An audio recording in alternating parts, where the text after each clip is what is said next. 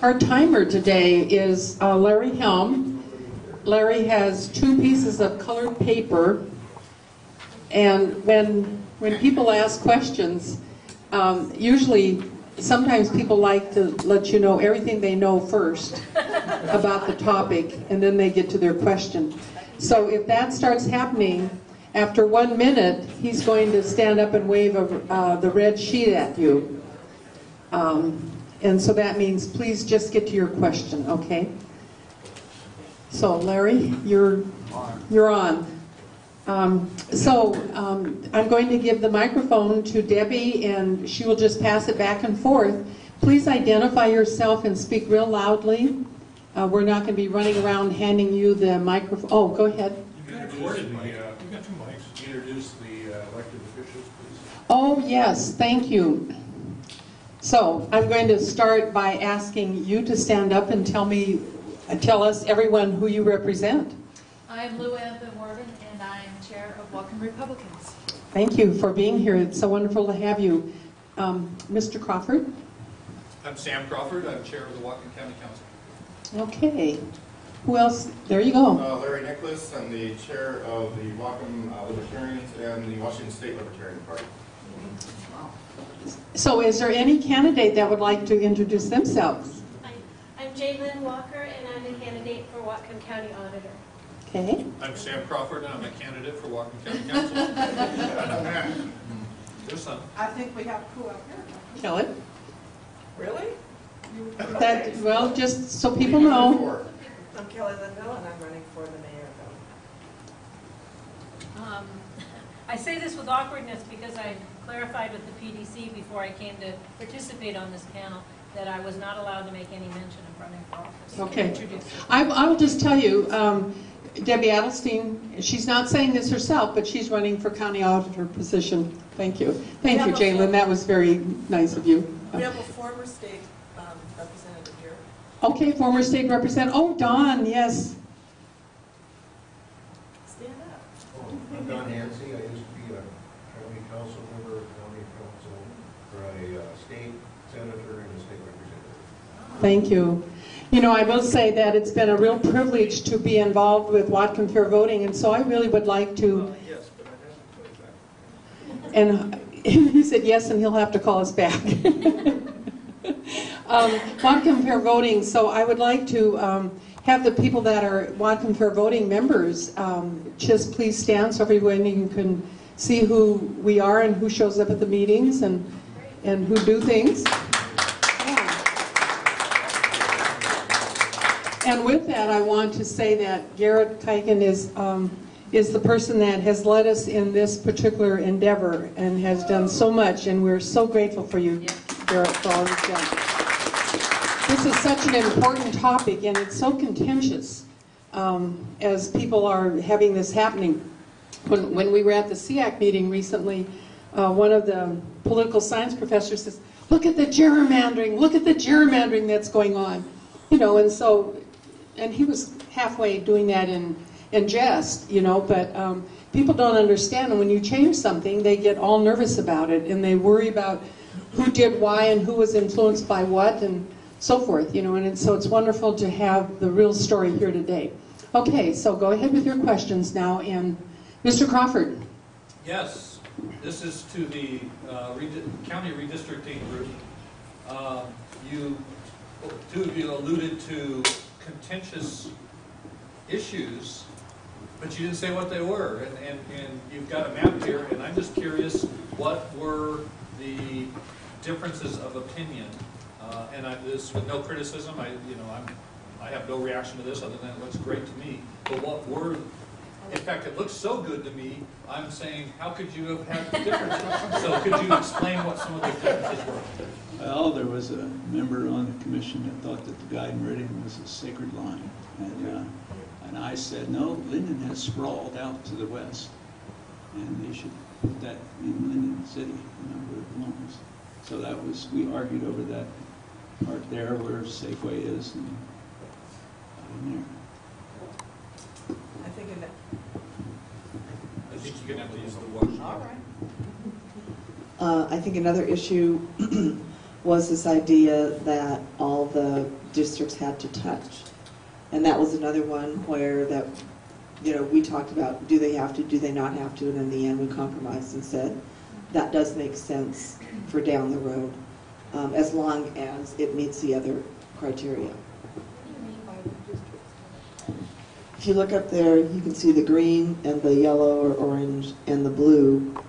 You can move those lines back and forth. Point to the old one, Kelly. Where's the old one? Oh. Yeah, and show how they did not touch. Where they don't touch. I'll move out the way. The original, what we started with are marked off by these red lines. So the first district is all south of this line. The third district is all northwest of this line. The second district splits the two of them apart, and so there is no common point of contact, and because between the first and the third, and because of that, there was no way to move 4,100 people from the third district into the first district without physically uprooting them and forcing them to buy new houses, which might help Whatcom County's economy, but. How is that resolved? It's over here. Now, the third district touches the second district through there, and the third district touches the first district right here. Right in Bellingham. On this map, we cut across precinct 213, and then moved 207 into the first. So that moved the edge of the first district over so that it was in contact with the third. So if you had to move a lot of people out of District 3, there'd be a contact point that you could move into District 1, 2. You'd have to probably disturb District 2, but at least there's a route. Whether that was, I mean, we all had issues. That was his idea. That was his idea. He liked it. And so we said, okay. Well, you're clever. That was one that was contentious. We also had an issue of whether or not we were going to split precincts. But when we started discussing that issue, we found that the precinct boundaries were going to have to be redefined anyway. So we said, let's simplify our task by ignoring some precinct boundary lines. And I think the result looks pretty good. Any other issues that you want to share with Mr. Crawford's question? Well, I think the only other one is, first you look at the statistician's idea, devoid of anything else.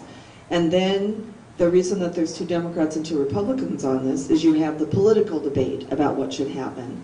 But in the end, we went back to making what made sense be the primary reason that we did some of the things we did, rather than political maneuvering, which would have meant that you as a county council would have gotten a split, 1 plan and 2 plans, which, as I said before, I think would have meant that we didn't do our job very well.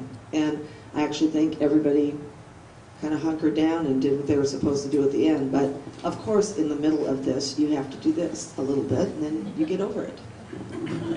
Okay, Steve? And as Kelly described, or as Hugh described, that both sides gave on one or another point, and the result is something that looks pretty rational.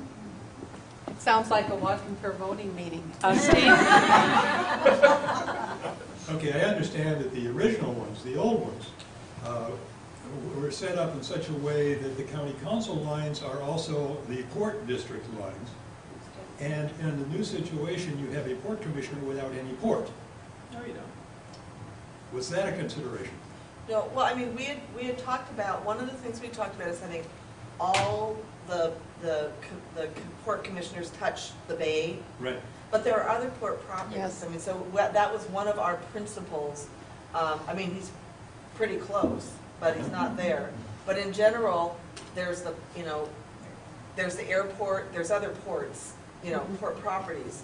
So we figured out that maybe that was a vestige of what we used to worry about more than the growing county and how we were going to adjust and making sure they all touched. And we did look at where the one port commissioner lived, and that in that little, how do we make this all touch? There was one proposal that took him out of his port district, and we decided that, you know, it was like by a block and a half, 2 blocks. And so we could accomplish actually not removing him from his port district, but also getting the lines to something that we could agree in. So I guess in the end, that wasn't as important as other things that we had, because the port districts all are, I mean, they're all going to be voting for the port issues anyway. If you look to the future, there's a bill that Harriet Spinell passed long ago that allows the port to change from 3 to 5 commission members, and that'll probably happen into the future, I think, anyway, so it's going to have to be done. Well, and then there'd be no way to have all 5 of them. Okay, Larry? Back there? Steve. Steve, excuse me. Just a historical question. Has there ever been worse than just a two-way split where it was 2 blocks? Have there ever been in the history 3 or 4? How bad has it ever been in the past? It's always been 3, basically, but only split into 2 pieces.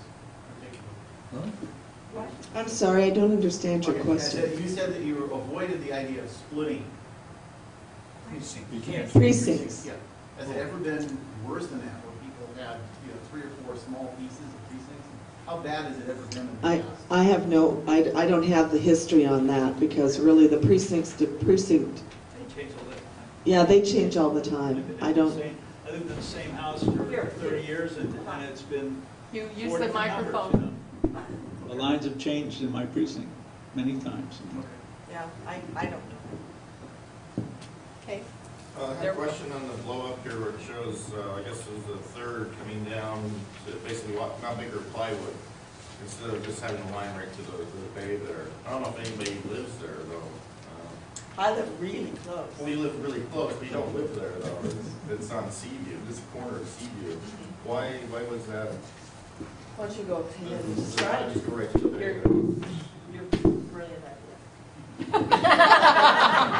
Go to the source, right? That was, I think that's an existing, it's an existing precinct line. Is it? Yeah. To make them all touch. Yeah, the Seagulls live there. Yeah. Seagulls. Let's see. They vote.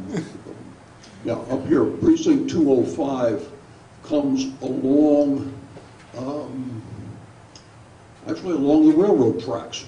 Oh, And the area, the Seaview area west of the railroad, southwest of the railroad tracks, is in whatever this county precinct out there is. So we didn't move that border. There's like nobody lives there, I don't think, because that's the bottom of Seaview. We Well, still have to draw the line to somewhere to cover all the Well, land that's mass. the auditor's Yeah. job. Well, that's, the reason why that precinct is exactly as it is probably is because this land here is probably not within the incorporated city of Bellingham. Yeah.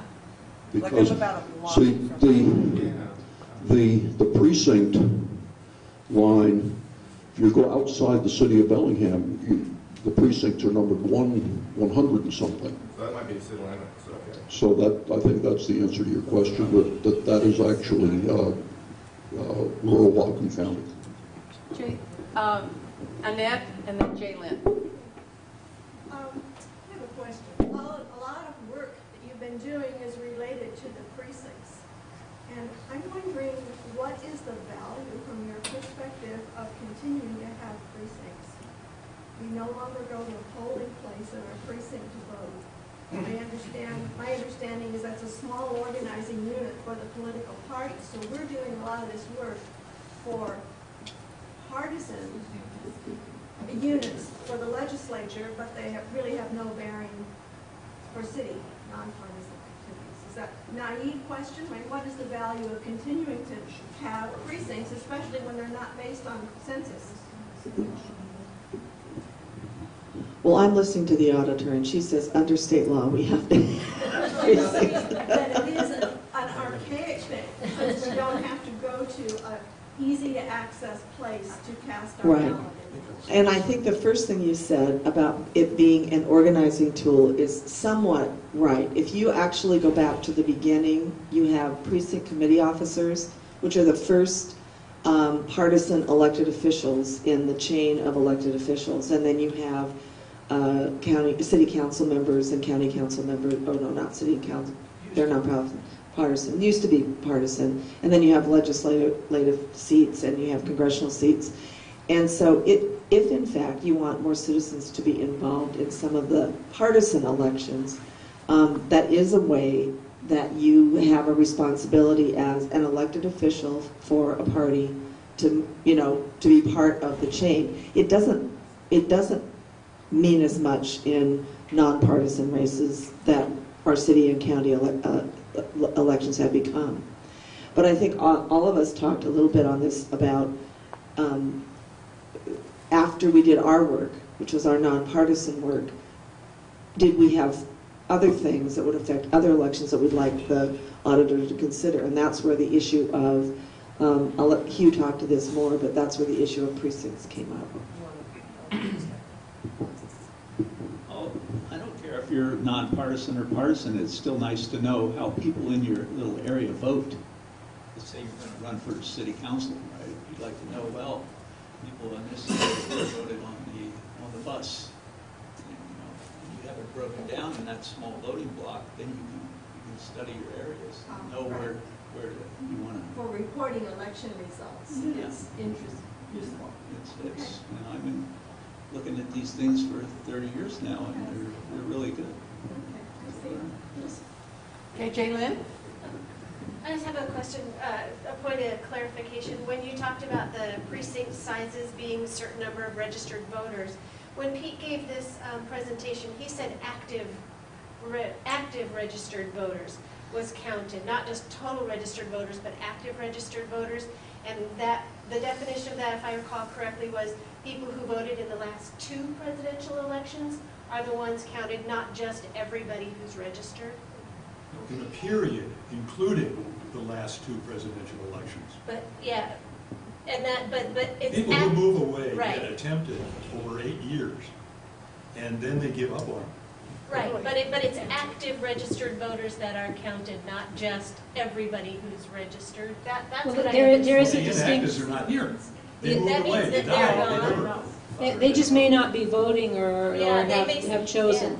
So, Chosen not to vote. yeah, I think that, I think she had a valid point I wanted to comment on. okay. Yeah. Anyway, so that, yeah, you're right, the active voters within that area, and we would, I guess I'd have to clarify that with Pete, because if that was what he said, Yeah, 'cause I I know asked he's him well that spoken question. on that, so, yeah, I would trust that. Larry had a comment. I like what that lady said, because with modern computers, you can pull this information about precincts out pretty easily.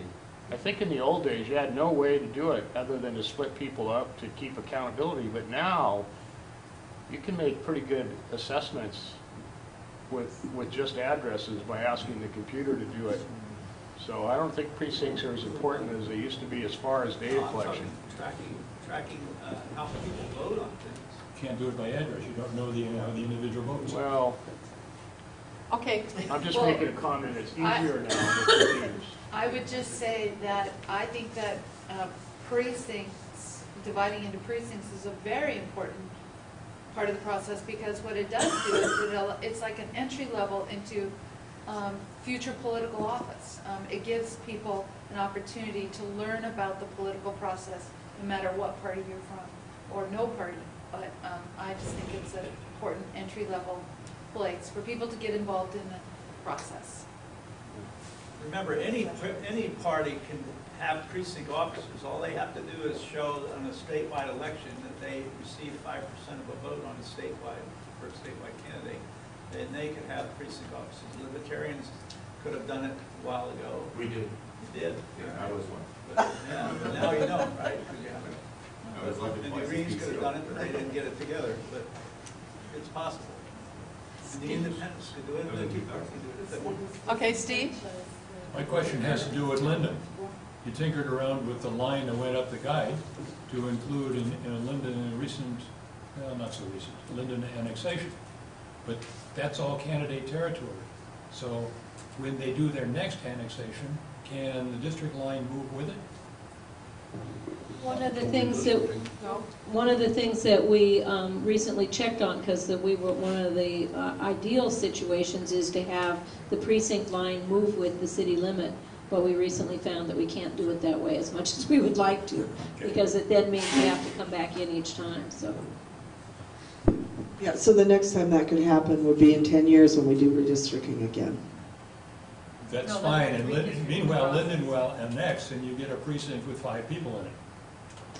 Okay, you explain that. Yeah. 601 has very. It just means you have to go in and supplement what the guideline is. You can adopt the precinct, you can broaden the perspective, but you have to actually do it by changing the legal description of that precinct with the county council. It doesn't mean you have to wait the full 10 years. It just means you have to do something rather than passively let it go with, the actual annexation itself. And Do you who see does- the difference? Who does that? Does your The auditor's office does office? that, yeah.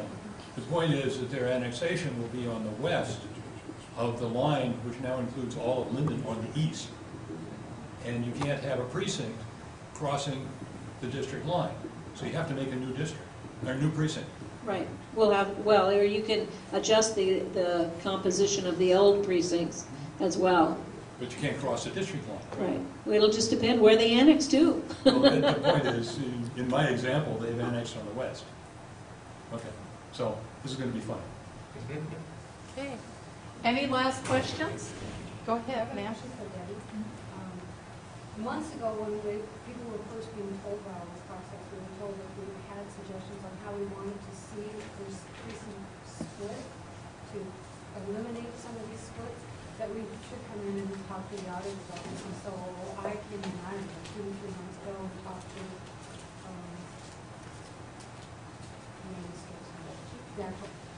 Shirley? Shirley, thank you. And she said, yeah, that sounds like a good idea because it would eliminate the split that had to do with the school district. But what I'm wondering is if that has now just gotten lost in she said, yeah, that's a great idea, but I'm thinking why should we come in again and say, we really think that this particular precinct needs to be split along the school district so that we can get that. And that would put about 1,000 people in the new precinct that gets created plus allow for both. Okay, yeah, I can specifically ask her about that, but like I say, we haven't sat down yet to the table to do those. So if anybody has other ideas that they'd like to share, certainly bring those in. You can speak to either Shirley or to Pete Griffin. Should I put it in writing? And that way we'd have the record of it, but I'll certainly make a point of asking her about it on Monday as well. But yeah, that would be a great way because then it's there when we sit down to start the deliberations, we'll have that available. Because I'm highly motivated. Yeah, no, that's great. Please do. And like I say, anybody else that has some suggestions, we're more than happy to receive the input. Brother, question. So, how has, I guess 2 questions. Has any current elected official been affected by change? The answer is no. And then, what, if any, change has there been from a partisan perspective by the redistricting? It stayed about the same. It's still about the same. Yeah. Did you, That was everyone one of hear our, his question? No. Okay, could you repeat your question a little louder? I was just asking whether any elected official had been affected. Correct. And whether that had changed the political makeup of any of the districts. And the answer was no to both. Correct. Yeah. Okay. Any other questions? Steve? Oh, Well, Garrett. Let's let Garrett. Oh, I just wanted to clarify, the District 2 has the Port of Sumas in it, right? So they didn't get, they still got something that you can worry about if you're worried about it. And then I just wanted to elaborate a little bit on what Robbie's already said, is that really appreciate the work of the committee and Don Hansey with his, did a lot of work with producing the handouts, and I want to bring that to everyone's attention. And especially, there is a handout over there, and Debbie's already, I think she's also the one for another 3 weeks, you can make comment on the state level maps. And if you want to do that through those handouts over there, you go through the districting website and you can make comment. And so I just want to make sure that everyone knew about the availability of those handouts over there. And Jalen Walker, a lot of the writing that was done on some of those handouts. And of course, our moderator did a superb job, and I appreciate Robbie doing that. And especially our panelists taking time out of their day to come and participate. Larry Helms knocked himself out with a lot of publicity and the food and things that we're enjoying here. So just bringing the attention to some of those things that some of the committee members did. Believe it or not, we started planning on this back in March of this year. And so it takes a little bit of work, and we couldn't do it without our panelists. So I especially want to thank them for coming. Thank you. That sounded like a finale. Not yet. You go ahead. No, I'm talking about the statewide redistricting. Give him a mic. Here, go ahead, With the statewide redistricting, if you look at the 4 different maps that these individuals have drawn up, on some of them you find that Lake Whatcom is in the 39th legislative district. And I thought that would be kind of bizarre, because Bellingham gets its drinking water from Lake Whatcom, but the representatives will be somebody down in Snohomish County somewhere. So we need to definitely say that's not a community of interest. I have 3 different possibilities. I think when some of you were asking about the political ramifications or things that we're seeing, it is on these statewide type maps. I printed this was kind of what we used to print out for part of the slides, and there's both the legislative and the congressional proposal, and that's where you see what some of you may be referring to as gerrymandering or whatever. That isn't happening at the precinct level in Whatcom County, but boy, you can sure see the big differences of what people are proposing for these, and I agree with Garrett, if you want to have an impact, that's where you're going to need to have the impact, because there's a big difference, it looks like, between what they've proposed. Like I say, I don't do the political analysis of it, but maybe you or Kelly can give some input onto that, because that's where the differences are really happening. Jaylyn? I just wanted to say it was really interesting to go on the website and read all of the public comment that has already been put forward. A lot of people, we have a number of Whatcom County people who have taken the time to make comment on these lines. And it just is really fascinating. So if you get a chance to go on the website and read the comments since the final maps were made available, it's really interesting and informative to see what people are concerned about, particularly in our area. Yeah, it seems to me, I don't like gerrymandering at all. And looking at the congressional and legislative one, they look pretty bad. It seems to me the way to avoid the gerrymandering is to have more districts, to make them smaller in size. Instead of 155,000 people per district, maybe on the state level, no more than 100,000 per district. And then they can't be all this wandering. Kelly, what would it take to increase the number of legislatures? When was the last time we did that? Our population's increased so much, our representation is going down.